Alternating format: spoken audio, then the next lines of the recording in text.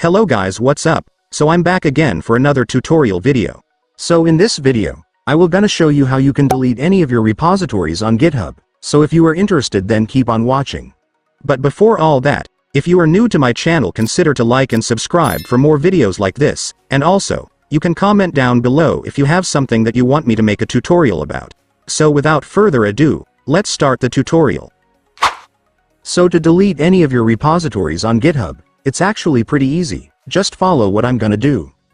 So for the first step, you will need to open the repository you want to delete. You will be able to find all your repositories right here. So just select the one you want to delete to open it.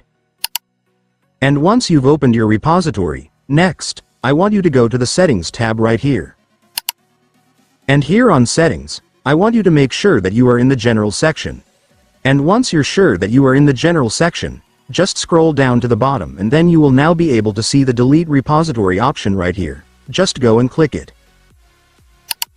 And then click I want to delete this repository. And after that, GitHub will show you a warning before you can delete your repository, since deleting a repository is a very critical action. So make sure you have backed up all important files, saved any essential documentation, and reviewed any open issues or pull requests. Remember, this action is irreversible, so once deleted, the repository cannot be recovered.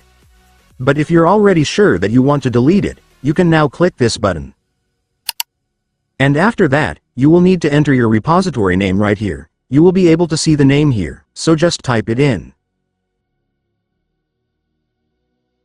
And once you're done typing the name correctly, you can now click Delete this repository to completely delete it.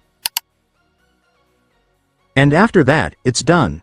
Congratulations, your GitHub repository will now be finally deleted.